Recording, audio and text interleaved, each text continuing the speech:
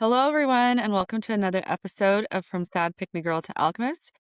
Today, I am so excited to have Brooke Hunter here, and I'm going to have her explain more about her intuitive practice that I think so many people can benefit from. If you're new here, I talk a lot about your connection to self and how I think that that is the key to our happiness and self love. And so, again, I will have her explain more in depth, but I also want to backpedal and say that she is one of the people I connected with through threads. And I received tons of responses when I asked healers if they would like to speak. And I set an intention that I would speak to those that I felt resonated more with the messages that I share in the podcast and in the content that I share on social media. And it has not disappointed. I'm so excited to have her bring her ideas and thoughts to the forefront and for those who need to hear it and also pique their interest in trying it out. So with that, Brooke, I will let you take the wheel. I wrote a self discovery scavenger hunt to help people find their way back to themselves. In 2022, I had my daughter and I sort of disappeared into that role of being a mom. And a few years passed, and I was like, okay, I was someone before I was a mom, and I need to get back to her. I need to figure out how to come home to myself. So I started walking around and journaling and just being with myself and listening to my inner voice. And through that, I connected with my identity and I sort of filled that void that I was feeling by Yeah. knowing myself. Yeah, and I really want to touch on the disconnection from self after becoming a mom because I think that's something that so many of us can relate to. And it's been a while for me. And when you're this far removed, you forget how impactful it is in your day to day. And I remember thinking, how am I ever going to feel normal again? And the truth is, it's a new normal and you get used to it. Now it's don't even remember what life was like without children. But I want to get your take on it because, of course, it was so impactful that you felt like you had to create something so that you could strengthen your connection with self again. Yeah. For me, I felt really stuck. I was a stay at home mom and I wasn't really like getting out into the world. So I think that I had to force myself out into the world to really become the next version of myself. Because you're right, you don't really go back to who you were, you become that new version. So for me, it was a lot of noticing and not necessarily trying to fix or become something different. It was just saying, like, okay, this is who I am. This is what's in my heart right now. This is how I'm showing up. And then in doing that, removing the pressure and shame, like I should be feeling a certain way, I should be doing something different, and just stepping into a powerful state of like, I am whole exactly as I am. Right. And I think that's something you touched on so many of us are missing right now is that sense of if I get this next thing or if I get this, I will feel whole. Or if I accomplish this, I'll feel whole. And it doesn't matter what stage you are in life, you will always have that. So I think this is super important, not just for new moms, but of course, anybody who's going through major life changes or anyone that feels disconnected. And I think that I love this concept so much because when you have your connection with self, you'll start to understand these things. But before that, I don't think you will. And you'll Yeah. always think, well, when I accomplish this or when I do this, and that's just not how it works. Yeah, no. I started out going for walks on the beach, which I think for me was a good place to start because the beach naturally lends itself to like resilience and weathering the storms. So, with my scavenger hunt, I wrote a bunch of reflections about various things that you would find on a beach. And when I saw what I was feeling and like going through reflected in nature, I felt less alone. And I was like, okay, what's in here is also going on out there, and it's not wrong. It's just like a natural process. Yeah. Yeah. Please elaborate on that because I know there's when you say it, I know what you're talking about because I've talked to you about what it is that you created. I think that's Yes. super important to touch on. So one of the prompts I have is to find beach grass. You walk up to it, you touch it carefully without disturbing any habitats. And you step back and watch the strands blowing in the breeze, and you have like a mindful moment that sort of centers you. And then it says, deep below, a network of root systems holds the beach in place. So this grass is very graceful on the surface, but deep beneath, it's holding all the sand together. It's weathering all the storms. And the reflection is, where are you holding an entire ecosystem together through sheer resilience? So then you sit there and think about like where you're being strong. And then the second question is, where do you allow yourself to flex? Because that's also an important thing that the grass does. It has to flex in the wind. So it's resilient and flexible. So for me, when I'm like holding everything together, sitting with a heavy feeling, it helps to externalize that, to look at something that's doing the same thing as me, like holding it together and saying, okay, me too. Here's where that's happening in my life. Here's how I'm feeling about it. And then journaling about it Yeah. and getting to the bottom. And do you journal as you're doing the walk or after the walk? Is it how So exactly do you work? And I'm sure there's no right or wrong, but I'm just curious how it works for you. for me, I usually like have a mental conversation with myself and think about it. I'll like jot down a few notes on my phone and then I'll go home and like write a full reflection. But like I've taken my journal out and sat down before on a bench to write. So it's really just whatever I'm feeling that day. Yeah. And I know that you started with beach, which is interesting because I've always anytime I had a hard time, I like to go run by the beach, and now I'm learning that there is a more soul level connection with the water and the environments that we have, and I didn't know that Yeah. before, and it was always that was my itch is like, "I'm gonna go to the beach and I run." Why the beach? I have no idea.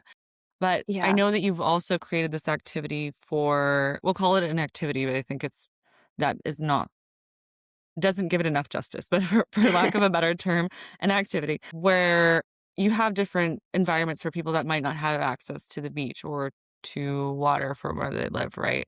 There's still Right. Yes. ways I for have them. the forest and I have the city. So, and the city, you don't necessarily need like New York City. It's just like you could find most things in a small town environment. So yeah, it's accessible and you don't need to be there. Like you can still ask yourself the questions and visualize everything. Mhm. But I think part of the activity is getting out, moving your body and interacting with the items Right. enough. And it's in funny timing, I listened to something this weekend about how we are so overloaded with information right now on social media and it's at our fingertips and it's almost like we're getting all this dopamine high. And I think that this brings us back to, I want to say the old ways because you're going outside, you're walking and you're really taking a break from scrolling on your phone, ideally, right? And I think in any intuitive practice, the more you can steer clear of your phone, the better and it's a way to quiet the noise, and I really wanna encourage people to do that because a lot of people will say, "I don't have time," but we all have time to scroll on our phones, we all have time to do these mindless activities that we don't even realize take so much of our time because 'cause we're like, "Oh, I'm only gonna scroll for 10 minutes," and then all of a sudden it's 20 minutes later when you could have gone on a small walk and done an intuitive practice that is so much better for your mental health and overall well-being than the temporary dopamine hit that you get from scrolling on your phone. Yeah. Yeah. The thing I love about this is you can take just one card with you. Like, you don't have to commit to the full thing. You can pick out whatever is speaking to you and do it whenever you have time. So, like, we went for a walk yesterday morning, and I have one prompt that's for a water droplet. And to actually see, like, the morning light reflecting on the water droplet on a leaf, I was like, "This is so magical," and, like, Yeah. I felt so good. I'm like, "This is it. Here it is." Yeah. And as a mom, like, it's so hard to find the time to do these things, like, scrolling on social media, we always have time for that, but, like, committing to something that's going to really be good for you is difficult. So this is, like, an invitation that's there whenever you have a moment. Right, and the way that it works is you have the separate cards for the particular environment that you're in. So you pick one, like you were saying, whatever one that calls to you, or multiples. And the idea is that you're looking for these things. So then you're paying attention more to the environment and your surroundings. Right. Yes. Yeah, it Okay. really it helps with, the art of noticing things Yeah. because you're really tuned into the world. Right, and it's funny that you say that too because I've driven by the same streets over and over, and sometimes I'll drive and I'll say, "I've never seen that house before."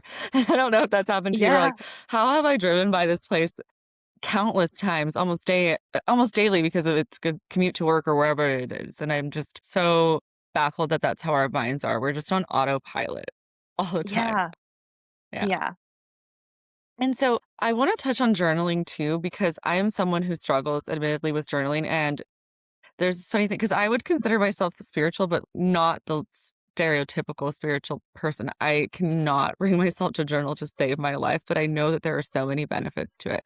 So can you speak to how that's impacted you and your day to day?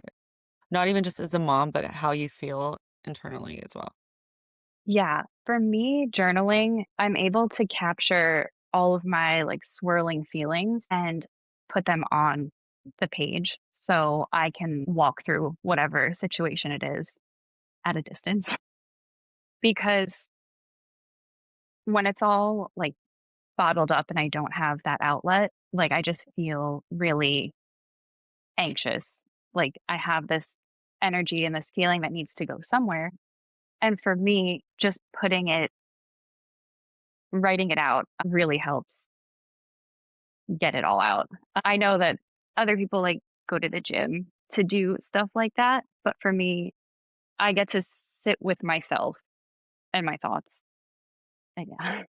Yeah, and I think that's so important too because I will say I'm someone that does use fitness as a way to cope with some of the pent up, we'll call it anxiety and stress from the day to day, but there is something about slowing down too, and I have to be reminded of that.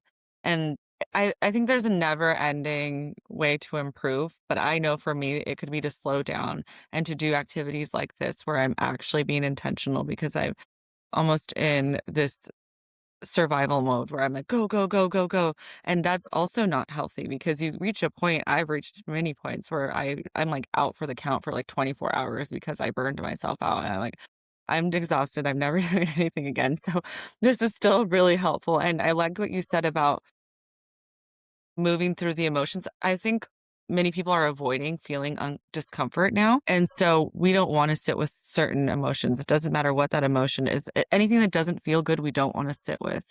And I think this is a way to sit with it and release it because one thing is to sit with it, feel it, and then you let it go. Yes. And I think right Yeah, now it's I totally agree.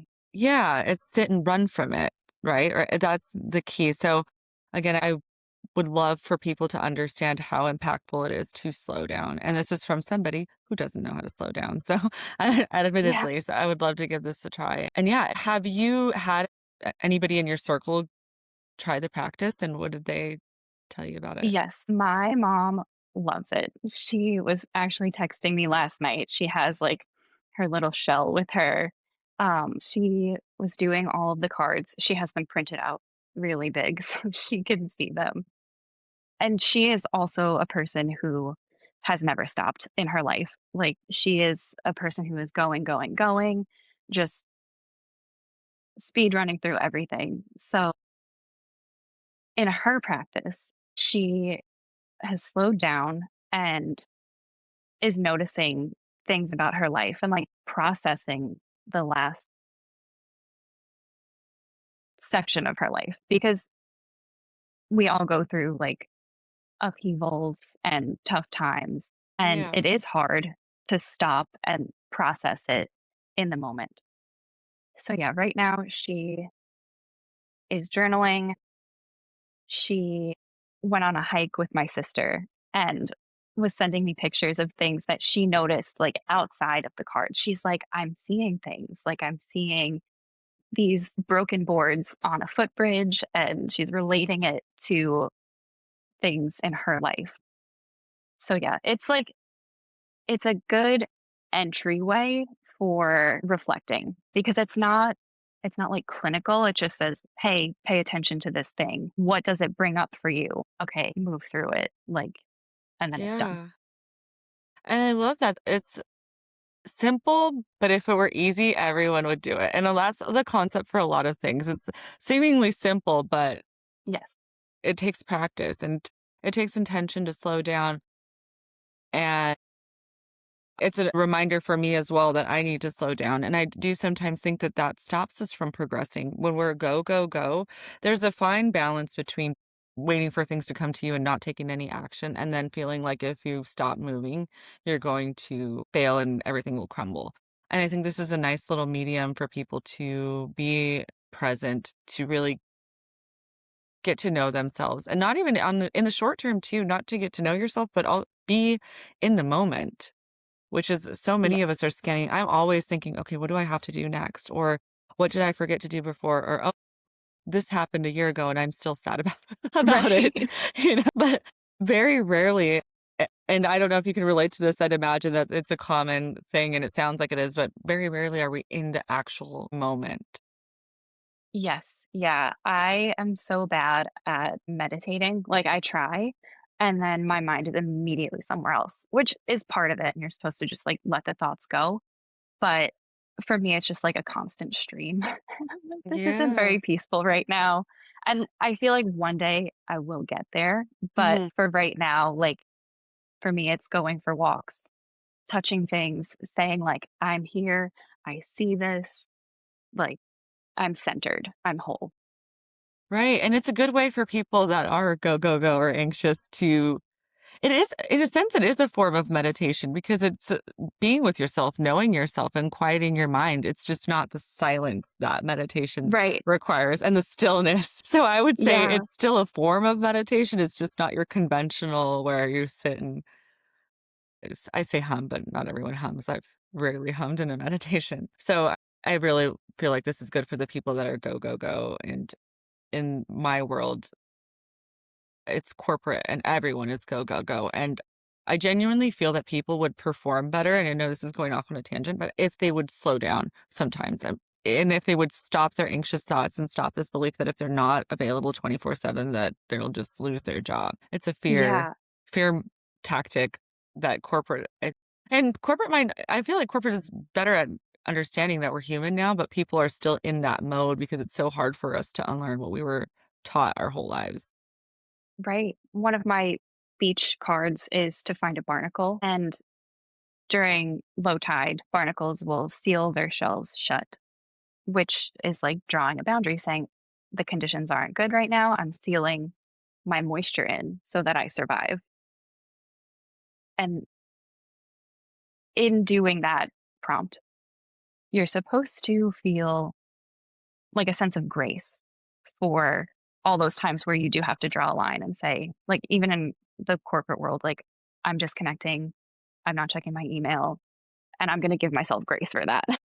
I'm Yeah. going to say, like, this is what I need for my survival, and that's okay. And Yeah. it's like this little sea creature is doing it, and it's okay. Like, I can do that. I can be a barnacle and be okay. Oh my gosh, I love that. I did that this week. I was barnacling. I know that's not a word, but I told myself I was feeling so burned out and it was 6 o'clock and instant messaging doesn't stop in my company. but it's not necessarily urgent. I created the sense of urgency that if someone uses that, I need to respond right away. And I was like, "I can't. I'm not doing it. It's not something that's a today problem. I'm gonna barnacle." So I love that Yeah. because we have to slow down. And anytime I speak these things, it's really from my own experience, not from like, "Oh, look, I figured this out. You guys figure it out." It's more Right. I'm working through it too. I have a terrible time slowing down, so thank you. I'm so glad that I've met you to Yeah. remind me too that and I try to meditate, and I swear this half the time I'm like, "Don't think about that."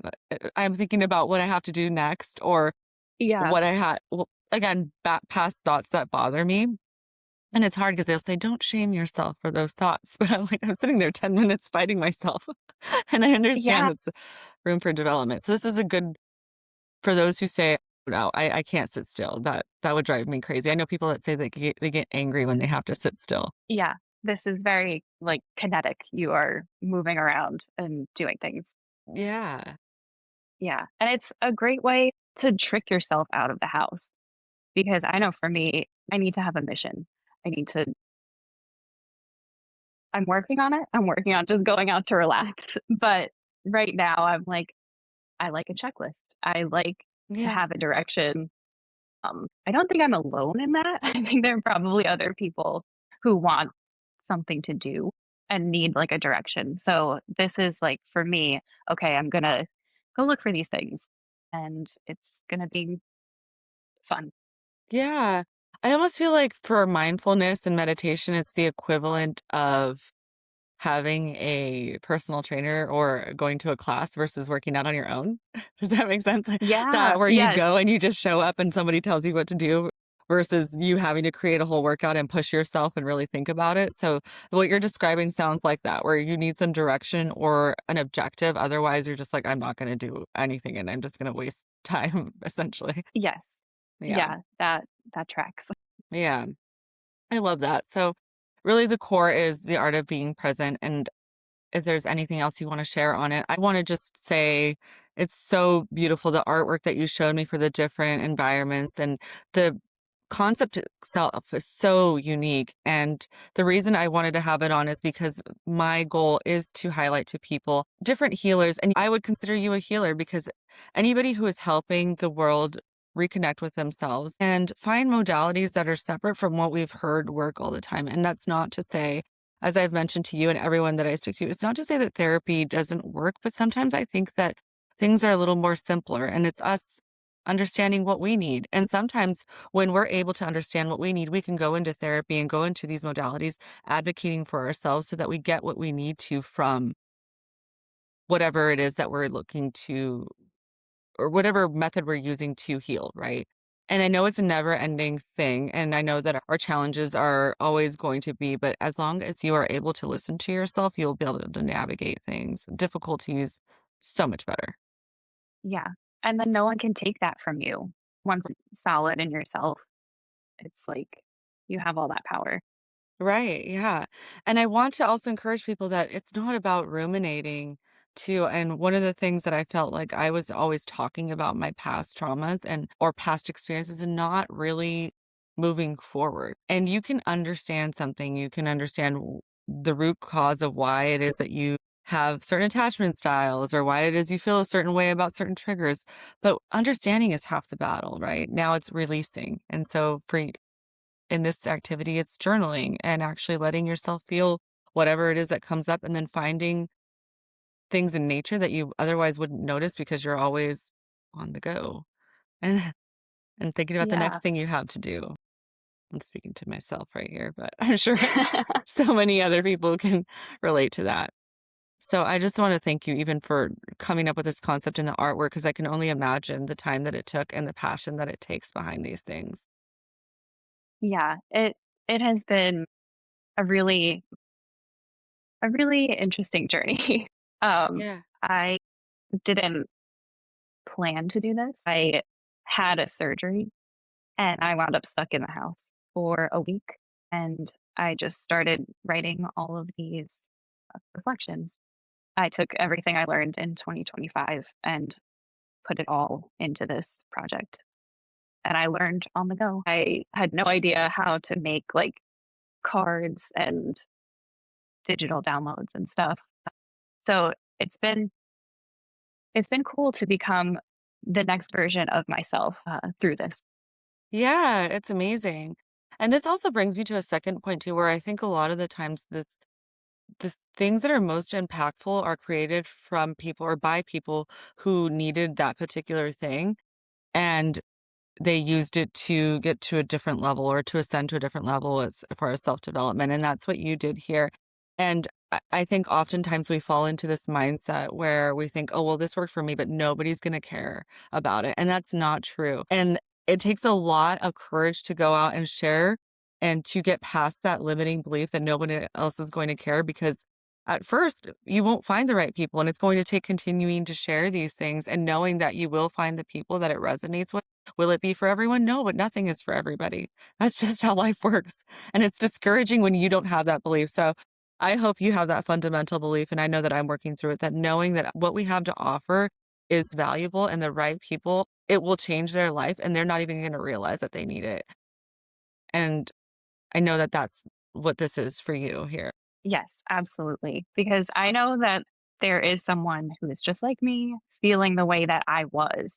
And I could have used this. I'm still going to use it. Like I wrote it. I'm still going to keep using this and returning to all of these different things because we're all growing and changing all the time. And this might just resonate with one person. And if I've helped one person unlock a new path to getting to know themselves, then this was all worth it. Right, yeah, and it's for anyone, for the new mom, for somebody who's going through divorce, for somebody who it can be anything. I think that sometimes we minimize our life challenges and we think that people have it worse than us, and we tell ourselves, I'm fine," but unless you really feel it at your core, you will never truly feel fine. So Yes. yes, I love this. Thank you so much for agreeing to come here and share it. I am going to link your information in the show notes so people know where to find you. And this is also touching. I feel like I it's like when you take a picture of a sunset and it's the sunset looks pretty, but it's much prettier in person.